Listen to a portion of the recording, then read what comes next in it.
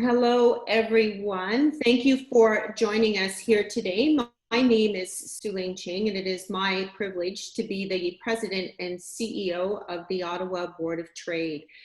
We're happy to welcome many of you here today for our webinar, Driving Ottawa's Economy, a conversation with Mayor Watson and Dr. Vera Etches. And I just want to give a shout out to two of our member businesses who make these virtual events possible. Thank you to the Ottawa Citizen and to Tiger Lily Marketing. As the voice of business, our mission is to create community prosperity through advocacy, collaboration, and leadership. And we are very excited about today's conversation as we talk about where we're going with Ottawa's economy. And of course, the one thing that we have definitely learned over the last, 5.5, 6 months, is how connected public health is to our economic prosperity, which is why we're so excited to have both of our speakers here with us today. So I am going to do a short introduction of each of you, and then I will turn it over to you, Mayor Watson, for a few opening remarks. Mayor Watson was elected a mayor of the amalgamated city of Ottawa in 2010 and re-elected for a third consecutive term in October 2018. He has dedicated most of his career to public service in Ottawa, Canada's capital.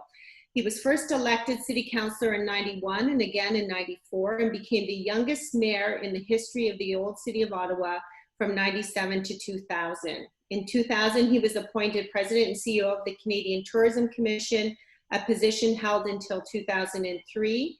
From 2003 to 2010, he served as a member of provincial parliament and minister in Ontario before returning to municipal politics.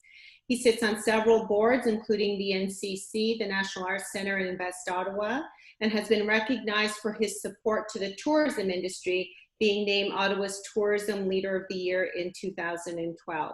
In 2016, he was presented with the Water Leader Award by the Ottawa Riverkeeper for his persistent leadership to prioritize the city's efforts to clean up water in the Ottawa River. I think I also want to mention that he's Canada's most popular mayor. And we recently conducted our Ottawa business survey, and his approval rating continues to soar. So we're thrilled to have you here today, Mayor Watson. Thank you. We also have joining us Dr. Vera Etches, and I'm not going to read all the letters, Vera, if that's okay, after your name. Vera was appointed as the medical officer of Ottawa in April 2018, having served as the deputy medical officer from 2014 to 2017 and associate medical officer from 2009 to 2014.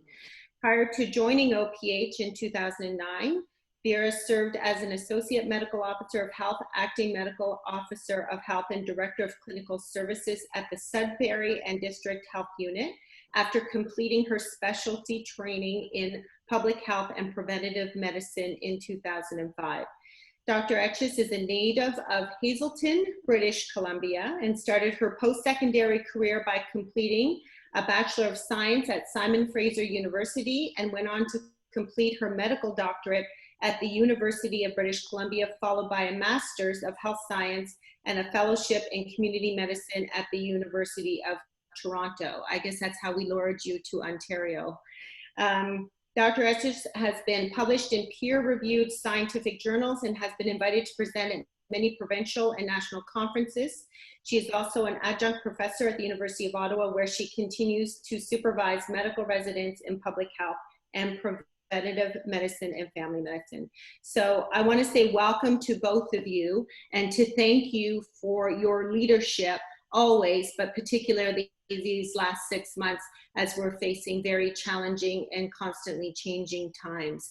So we're very pleased to have you here. And Mayor Watson, may I turn it over to you for a few opening remarks? Great. Well, thank you very much, Sue Ling and Dr. Etches. Good to see you again. And thanks very much to the Ottawa Board of Trade for welcoming me today and organizing and hosting this webinar. I want to begin by thanking Dr. Etches. We were just commenting, we're on a Zoom call about a half hour ago.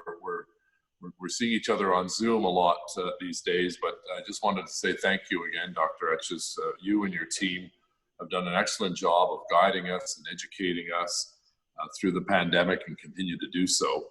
And we very much appreciate your strong, consistent, and compassionate leadership. So thank you for being with us today and answering some questions from members of the Board of Trade. So we've seen over the last few months, public health has the ability to dramatically affect our economic prosperity. The National Capital Region's unemployment rate is at its highest level in more than a decade. And interestingly, just prior to COVID in March, we had the lowest unemployment rate in 30 years. So you see what's happened in that span of just a few months. Notre taux de chômage est à son niveau le plus élevé en 10 ans. A recent CFIB survey released on August 5th reported that 1 in 7 Canadian small businesses are at risk of closing as a result of the pandemic. Our local tourism, entertainment, and personal services industries had to shut down literally for months with no revenue coming in. Some businesses were forced to adapt to change their business models or potentially face the alternative of going out of business. And this certainly hasn't been easy on anyone, but things are now looking up and we have slowly and safely reopened much of our economy, I think done in a thoughtful fashion as opposed to what we've seen, sadly, that's taking place in the United States. I want to thank the business community for doing its part because so far no outbreaks have been linked to restaurants, bars, or gyms, which could have been higher risk environments had business owners not put in place the necessary measures. I know this isn't easy. It's a lot of extra work and expenses for small businesses, but it really is the only way we can reopen the economy and run businesses while keeping customers, employees, and our whole community safe. When I'm out in the community, I'm impressed to see businesses complying with our mandatory mask bylaw that was passed by council a little while ago, and we've extended that mandatory mask bylaw till the end of October. I believe these measures have received broad support from the business community because you understand the risks and consequences of a second wave. The last thing we want is a second wave and having to close businesses that just recently opened. Les mesures préventives ont l'appui des entreprises parce que vous comprenez les conséquences d'une deuxième vague. If we do have a second wave, that gets out of control. It would mean a second lockdown, which residents don't want and businesses obviously can't afford. Next week, and some this week as well, schools across the city will be reopening. And with the start of school comes the start, of course, of cold and flu season. These are extra reasons why we need to stay vigilant and not let our guard down. We realize that the fall and winter may be another difficult period for local businesses. We know that this makes many of you nervous, but know that the city is here to support you and do whatever we can to ensure your success. Our team is working on a fall and winter economic recovery plan to keep businesses open and increase customer confidence in the safety of indoor operations. And one of the ways to do that is by encouraging your employees and customers to download the COVID Alert app. Continue to wear masks at all times and to stay at home if they're sick or displaying any symptoms. I also encourage all businesses to continue to innovate their business models and practices to respond to the pandemic and adopt to their customers' evolving needs and premises. In conclusion, over the last few months, I've been so impressed to see so many small businesses that have pivoted from making, at one point, vodka to hand sanitizers, or a sign shop that started to provide plexiglass partitions that I met the owners at Stittsville just last week. So we continue to work together as we navigate through these challenging times, and we will get through it. Lots of bumps along the road, no doubt about it, but I feel very confident that our city is in a very good position to rebound a lot quicker than many other cities that don't have the stability of the federal public service and that large payroll that we have access to. And we encourage those members of the community who can't afford to go to a restaurant or shop locally or to go out and maybe get a gift certificate to help with the cash flow of some of these businesses and use it during your Christmas shopping. So thank you again, Su Ling. Su Ling is a very active member of the Mayor's Economic Partners Task Force, and we've been working with BIAs, Invest Ottawa, Ottawa Tourism, the Film Office, the music industry, Board of Trade, of course, and the BIA. And I very much appreciate your leadership, Su Ling. Thank you. Merci. Thank you. Thank you, Mayor Watson, for those remarks. And I want to echo and reinforce your comments about the competitive advantage we have in Ottawa because of the landscape that we have, but also because of the deep collaboration we have among stakeholders. And I appreciate appreciate you leading in that way. So the first question I have is for you, Mayor Watson. What are the key priorities for the city to drive our local economy? Well, you know, above and beyond, our first obligation is to continue to keep our residents safe and healthy. The next obligation is to do what we can as a city with limited tools in our toolkit to get businesses back up and running and to get people back into their jobs, because we've lost over 50,000 jobs in the last couple of months as a result of COVID. So a couple of specific things that we've done at the city: we had a tax deferral program, which over 600 commercial property owners and 1,300 residents took advantage of, that deferred the final payment of property taxes from June till October. And we've heard from a number of businesses that's helped very much with their cash flow. We can't eliminate your property tax, unfortunately. We need that money to provide good services like paramedics and public health, police, and so on. But the deferral has been well received. We also, working with the Mayor's Economic Task Force, launched the Buy Local campaign.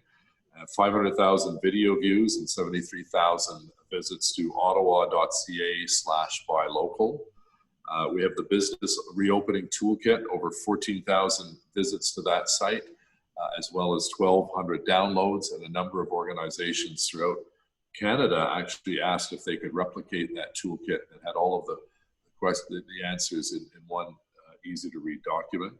Our patio program was launched with the elimination of the rental fees this year. 350 patios and cafes have sprung up across the city. That's 260 more than last year. So the restaurants obviously were very hard hit. We're very appreciative of getting those patio approvals done very quickly and at no charge to the entrepreneur. Obviously, when the winter months come, that's going to be a bigger challenge because you're not going to want to dine at 20 below on a patio. We've got to encourage people to get indoors and support these restaurants and other businesses. Fantastic. Thank you. Dr. Etches, can you share with us what are some of the lessons that we've learned over the last 5 months? Where are we right now, and what do we see coming up for the next few months? Yes, and first of all, thank you very much for allowing me to continue to learn from this forum and the questions of your members. I appreciate the perspectives that were given to me early on, and really the dedication of businesses to do their part. You know, I think the biggest lesson learned is how we all need to do our part, and it really does come down to individual actions, but that a supportive environment, you know, where we make it easier, clearer for each of us to do that physical distancing, to wear the masks, that makes a difference. So compared to the beginning, when we saw New York, Italy, Wuhan, overwhelmed hospitals, we've learned that we have some tools to manage this. And so I would say we are currently in a situation where things are more manageable in terms of the number of people testing positive for COVID-19 each day. It's still, you know, about 20-ish per day. We saw that we have the risk always of a resurgence. It's not about some distant fall wave. We've learned that in July, we saw it go up. It was actually the announcement of stage 3. Things were, you know, kind of good, and we relaxed a bit on the social side. And so, you know, that's, for the future, I think that's one of the lessons, is that we may have to take targeted approaches to some of the the behaviors that are driving increases to keep them manageable, and not a across the board shut everything down approach. So, you know, this kind of scenario where we can manage is probably the best case scenario going into the fall. We might see an increase, I would say, with schools, universities, colleges opening, more contacts between people in the workplace. But I think we have the team to do quick follow-up, and we have the skills. It really does help to do the prevention first. So I want to underline for workplaces the key importance of keeping people home when they're sick. We've seen when there's one person in an indoor environment that does have COVID, and maybe they don't realize it because the people aren't always really clearly, obviously sick, that does spread to people if they aren't wearing masks and taking protective measures, and it goes beyond, you know, quickly. So one can lead to other households and spread onwards. So the best thing is prevention. We know. We know that this virus has uncovered some of those vulnerabilities, you know, in our system, that not everybody has sick pay to be able to stay home when they're sick. We've seen the importance of, you know, how we're all connected, that what we do with the population that's homeless, for instance, in increasing more shelter space, more options for isolation, that benefits the whole community, you know, by making sure there's not transmission in those environments. And we actually had a lot of success with very few cases of transmission in those settings.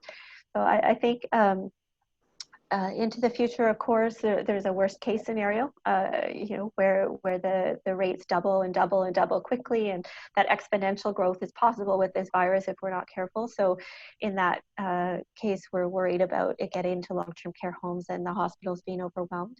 But I think we have more tools now, and my strong preference is always to target, you know, sources of exposure as much as we can.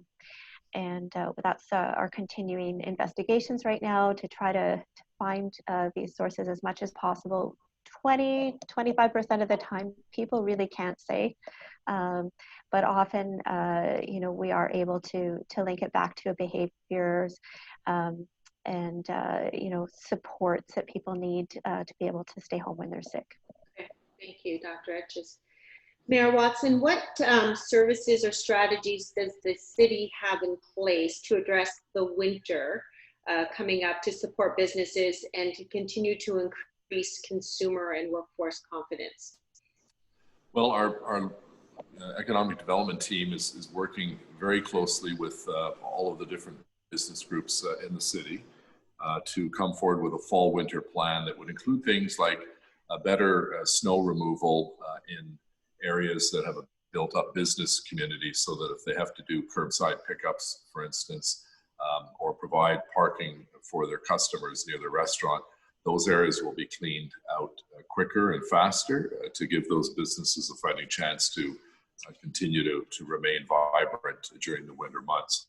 The full plan is going to be announced in the next couple of weeks. We're also looking at extending patios beyond the traditional timeline, and allowing, you know, fire pits and propane heaters and so on all installed safely to provide some greater seating capacity for the restaurants.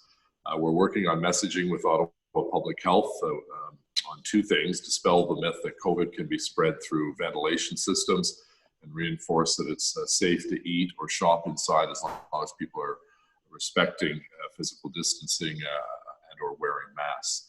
So those are a few of the things that we're working on. We'll have more detail in terms of ideas that we can bring forward. Some may require a council resolution, others can be done delegated to staff. But really anything we can do, if people watching this webinar have ideas that they've picked up in other jurisdictions, please let Sue Ling know, let my office know, Mathieu Gravel in my office. Would be happy to hear these ideas so that when we put the plan together, we not only are taking ideas that we've come up with, but the broader community that may have seen a really good program working in a different part of the country that we can, in essence, copy and bring here. Okay. That's terrific. And I appreciate you making that call out, because I mean, what we all do have to do as individuals and businesses and as a community is exercise some creativity to make sure that we keep the economy going, because we're going to be living with COVID for some time, but we need to stay actively engaged in our economy as well. And it can be done in a safe way, as you said, Dr. Etches, by exercising all the tools that we have to be preventative in the spread. But having said that, the winter will mean something different for us in terms of health and business. So Dr. Etches, what would we hear this talk of a second wave or a resurgence, what would that actually look like? And I mean, we're definitely all going to work toward the best case scenario, but what could trigger a stage 2 decision? Thanks. So what I guess people are imagining as a second wave is more overwhelming increase in the number of cases again. To me, the challenge would be if we lose the ability to link cases to each other, which mostly we can do right now, so that we can trace things back. So there was a cottage party in Tremblant, and that led to 6 households who then had confirmed positive tests, and then 2 daycares, and but that's something we can trace back, and we can follow up the context. We know everybody. More challenging is transmission that is happening undetected, and this is where I want to promote another tool that's new, which is the COVID app. COVID alert app from the federal government. It actually did give us a notification, not us, but the person who was using this app in one instance in Ottawa now got alerted that they've been in close contact with somebody who tested positive, and they wouldn't have gone for testing otherwise. And then they went for testing and they found, oh, I am infected with COVID-19. And so then that allowed us to stop further transmission. This is useful, and the more people that join in, the better. So that's something businesses can do. You can promote that app to your employees and indicate that it's being used in your businesses potentially. That's something new. I don't know about stage 2. I'm not super convinced that's the way we would go. So you have to go back to that. It's not my decision. Always. Sometimes maybe if I see something locally, I can tackle that. But the province was the one who went through the process of defining stage 2 and stage 3, and so I'll be making recommendations if we can at all take a targeted approach to what we're seeing. That's what we'll do. If it's younger people and social gatherings, we'll do something more. I mean, we are right now, as we see younger people need messages in their own channels, in their own way, and so we're doing that. I think that really nobody wants to go back to all those restrictions. We have to think of the whole health of the population. And I want to thank businesses and encourage you to be vocal about this because, a lot of what we're doing is adapting to new norms. And the business community called for masks early on, because you knew that it would protect your workers, it would make people feel more confident about going out to work, it was evidence-based, it would help. That helps when we hear your voice. And I think the same when it comes to keeping things open. There's sometimes just a lot of fear and a lot of anxiety about what's happening, and we need to bring balance to the conversation that employment is absolutely essential for health. We have to find a way to continue businesses. So I hope that answers your question, Su-Ling. Sort of my thoughts on waves and stage 2. Yeah, I appreciate that. And you're absolutely right. We did what we had to do in the beginning of this pandemic, but the countermeasures to COVID also have their own health implications, which is why it's so critically important for us to understand the relationship between the health of our population and our economic prosperity, which also equals the health of our population. Right? And so it's a circle that we all have the ability to influence. And so I appreciate that message. And the good news was that the province did recognize the value of regional reopenings. And so, if in Ottawa we remain vigilant, our hope is that we can continue to be targeted in how we treat it, and then remain open, keep our economy open, which is critical. I appreciate that. So Mayor Watson, obviously the city and OPH work very closely together. What policies does the city have in place to reinforce the OPH guidelines? Well, part of that is the work that we do with Ottawa Public Health and our social media teams, the city's team in corporate communications, and Vera's team over in Centrepoint. So we certainly retweet and send out that messaging from Ottawa Public Health almost on a daily, if not an hourly basis, to allow people to know the most up-to-date information. We have, an enforcement capacity as well, obviously. You never want to go down that path. It's usually the last resort. It's usually education and letting people know why these rules are in place. But if we need to, we have the tools under provincial and municipal regulation and legislation that allows us to issue a ticket, a charge. We had, for instance, I'll give you an example. We had to close down one business for a week for refusing to provide contact information of employees and customers so that we could do contact tracing and enable to reopen when they comply. And we've had other instances, for instance, during phase 2 where barber shops or beauty salons were sneaking customers in, and I understand everyone wanted to get a haircut back then, but again, the risk was too great, and our medical professionals told us that it didn't make sense to allow people to go in and get haircuts until we were past stage 2. So we do work with the Ottawa Police and Chief Slowly, as well as Tony DeMonte, the General Manager of Emergency and Protective Services, to support the work that Ottawa Public Health does. But as I said, in a city our size, we've only issued less than I think 200 tickets. This goes back to phase 1 and phase 2 and people in parks and opening barbershops illegally. So in a city of 1 million, to have basically under 200 tickets issued is pretty good. And we've had probably maybe 1,000 or 2,000 warnings given out and through education to allow people to understand that we're all in this together. If we continue to wear masks and wash our hands on a regular basis and practice physical distancing, we will beat COVID-19, and we won't even have to think about a second wave.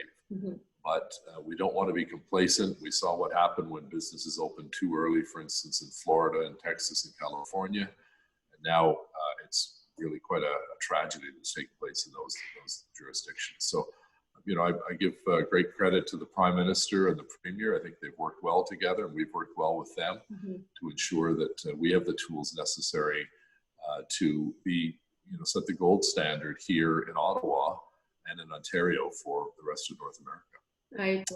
I agree. But as you say, it is a partnership that requires all businesses and all citizens to stay vigilant as well.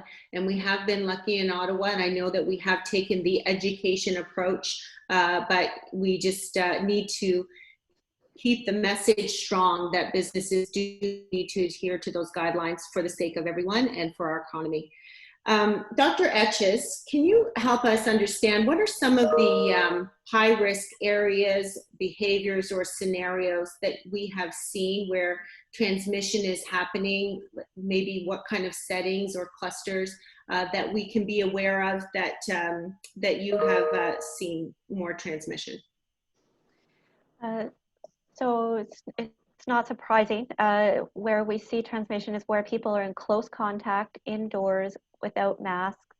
And usually these are settings that are private, social settings.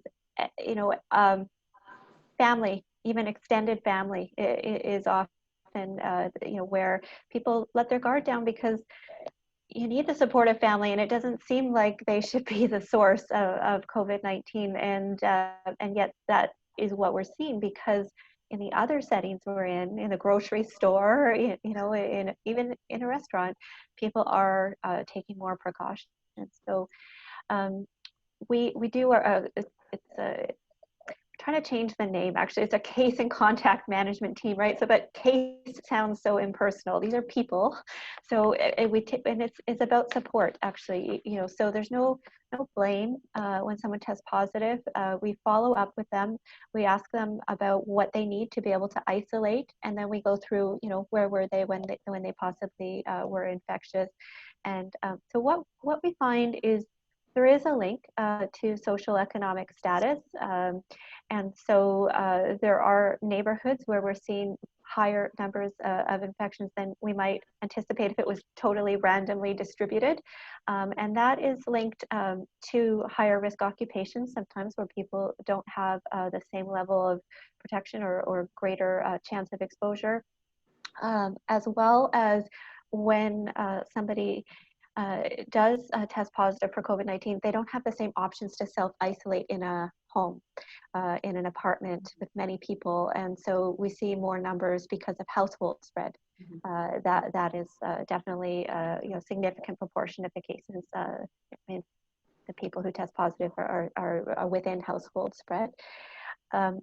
When we identify neighborhood or areas where we think there may be more barriers to being able to protect against COVID, we have a new team that is working with leaders in the community, trying to examine how do we get the message across that there are supports to stay home. Again, the city was so much partnership here. The city social services department will help people if they need to be able to access food when they're self-isolating. These are really practical supports that maybe not everyone still knows exist, and we have to get the message out, not just in English and French, but in many languages. And we have those resources on our website often in multiple languages now, but sometimes you need that person-to-person messenger. And so we're working, that's one of the more, again, targeted approaches that we're deploying, and I think that's important. Often there's a lot of interest in testing, right, in access to testing, and we've done some of directing our hospital partners who run the system to bring testing out to neighborhoods where we think it might be helpful. And it seems like we can conclude that's not really the answer in terms of what we've found. People might not go for testing in a lineup outside that's stigmatizing.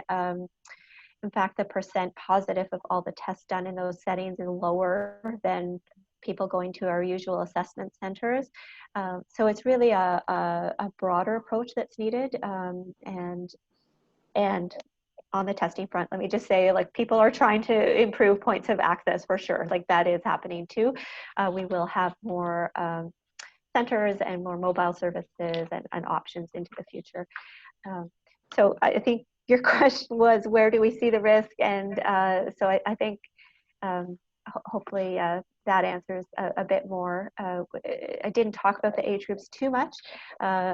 Certainly there's a focus on people in their 20s right now with colleges and universities starting, but actually, if you take a look at it, it's kind of every age group under 70, there's a little climb in the numbers. So you can't just say it's one age group. No, okay. So, which is why it's important for us to keep the conversation going about how important it is to be vigilant.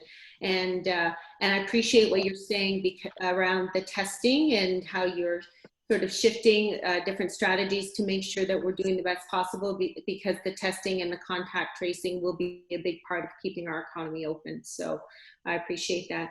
I have one final question for you, Mayor Watson. I know that the city's finances have been deeply affected by what we've gone through, and that we have received some support from other levels of government.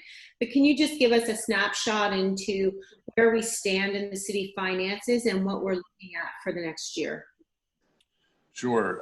Suling, we're in the same boat as every municipality, certainly in Canada, if not around the world, where we've seen our expenses skyrocket and our revenues plummet. So it's the worst of both worlds. When you look at, for instance, the number of people that have lost their job, over 50,000 in our city, and people who are working from home now and not going to the office in the downtown core, that's had a dramatic impact on OC Transpo revenue, as well as expenses, because we have to do deep cleaning of all the vehicles on a regular basis. It's the same with recreation programs. All of the programs that traditionally kids would be signing up for, day camp and skating lessons and swimming lessons, all of those have been canceled. They've started to come back now, obviously, in a smaller scale. But that was a dramatic loss in revenue for the city. So we're losing about $1 million a day. And we're working with the Big City Mayors Caucus, which I'm proud to be a member of. And we worked diligently to come up with a package for all municipalities that the Premier and the Prime Minister announced a few weeks ago. And then our share was announced just after that. So they've announced about $124 million.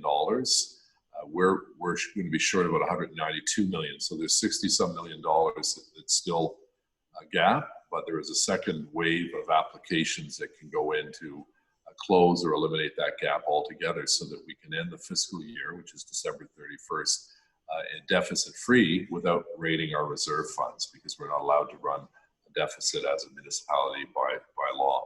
So we continue to work with the other levels of government. We'll be bringing our budget forward. We're very much committed to keeping the tax cap at 3%. There are those who argue it should be higher because there are so many more demands, but we don't want to push more people into poverty or see more businesses close. You know, I've been to a number of different business districts in the last couple of weeks touring with councillors. And what worries me is there are a lot of empty storefronts that have become empty as a result of COVID-19. So the last thing I think we need to do is to push those people further into financial trouble by raising their taxes above a reasonable level. And then there are some who will say, well, why don't you just cut taxes because everyone's having a tough time? Well, we need those funds to provide for public health, for paramedics, for the frontline services that we've been providing. And I don't think most people in the midst of a pandemic want us to start laying people off who would be providing essential services, whether it's daycare operators or our long-term care homes for our seniors, or our relationship with Ottawa Public Health that we provide a portion of their budget as well. So it's you know, look at, we have a stream of revenue called taxes that businesses don't. But one of the reasons, for instance, why I push so hard to allow the Tanger Mall, for instance, to open on certain statutory holidays was because so many people have lost their jobs. And if they can get extra shifts or a few extra people can be hired on to work in those stores, then that's one small gesture that we can do to roll out that red carpet to ensure people have an opportunity to bring those employees back that they had to lay off and get them fully back into the workforce.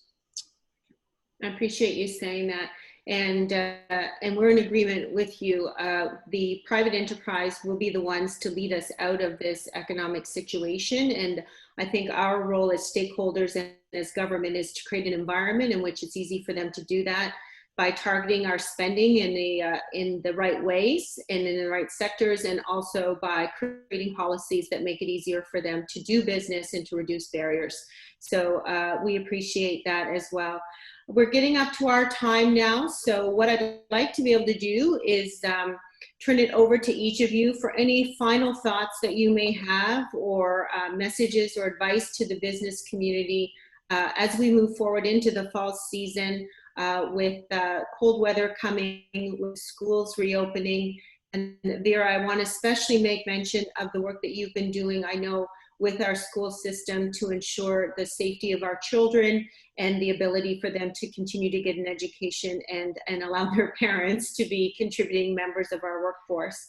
So I'll start perhaps with you, Dr. Etches, and then turn it over to Mayor Watson. Well, most important two words are thank you. We know there's been a lot of sacrifices and it's helped the community, but it's not sustainable.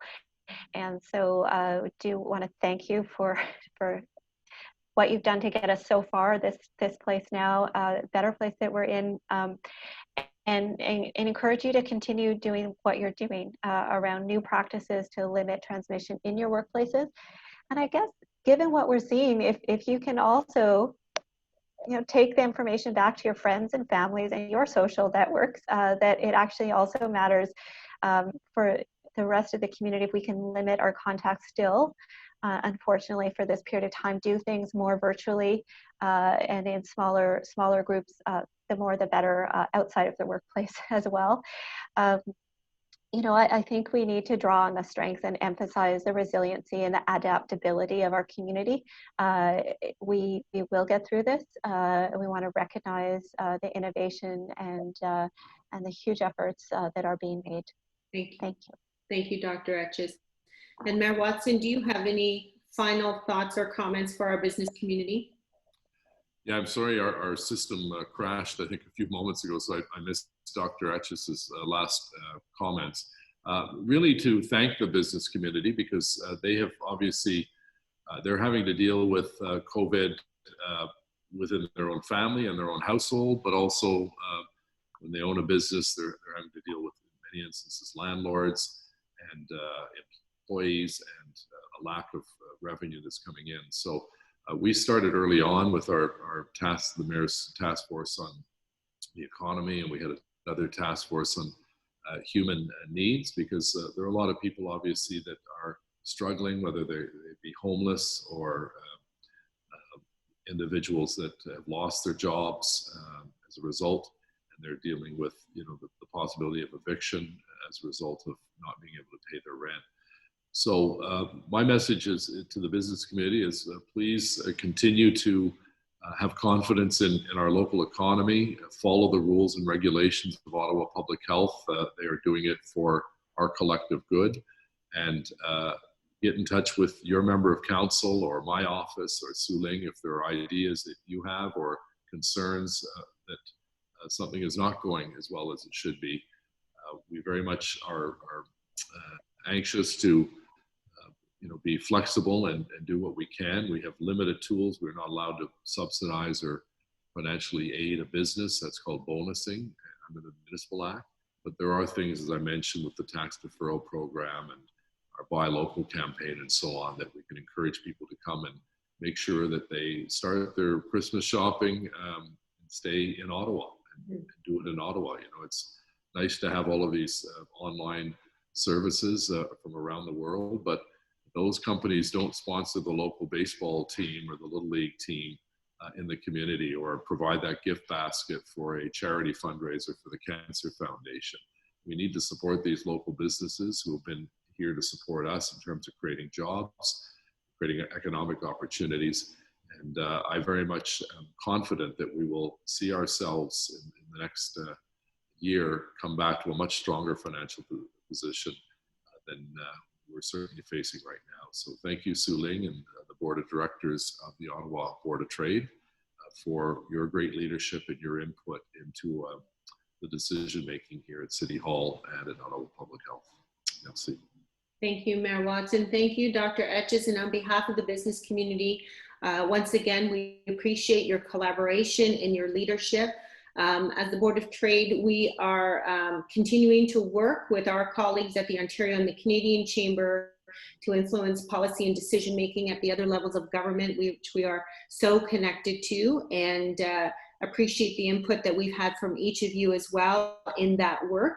A call out to our business community and to echo your comments that this has really been the success we've had so far, and the success we will have has a lot to do with their ingenuity and their hard work, and to spread the word to our entire community to remain COVID wise, to follow the OPH guidelines and be COVID kind, and do download that app. We're really fortunate in Ottawa to have access to this app, and it'll be a key component to our recovery. So please do that. And we continue to advocate for businesses to be creative in how they move forward, but to the community at large to support our local businesses. We just finished the Canada United campaign across Canada with the Royal Bank and the Canadian and Ontario Chambers. And people would say, does it, how much does it really matter to buy local? And it really matters. There's a multiplier effect. And these business owners and entrepreneurs have always been here for us, and hiring and giving jobs and supporting our community and our culture. And so now is the time really to focus in and examine the power of the consumer and what you can do to support our community in that way. And then also, as you said, to be conscious of the community causes and our vulnerable populations, so that we can keep our communities sustainable and equitable and everywhere possible, and that we have a role to play in that. I just want to do a shout out to the city's business recovery page and all the resources there, as well as OPH and all the resources that you have given us. The Ottawa Board of Trade also has many resources for our businesses. Specifically, I want to mention the Canada United granting program that's open right now, where businesses can apply for up to a $5,000 grant to help them recover. That is filling up fast, I know. So if there's an opportunity for you to apply for those funds, and then several programs that are running through the Board of Trade, through Invest Ottawa, and to follow the My Ottawa hashtag for Ottawa tourism, be a tourist in our own hometown. And it can be done in a safe way, but there are a lot of great things that we can discover or rediscover in our own community that will also support our local businesses. So on that note, I look forward to continuing to work with OPH and the City of Ottawa through our recovery and our economic evolution, and to say thank you to everyone who is involved. Have a great week, and we'll see you again soon. Thank you. Thank you. Bye.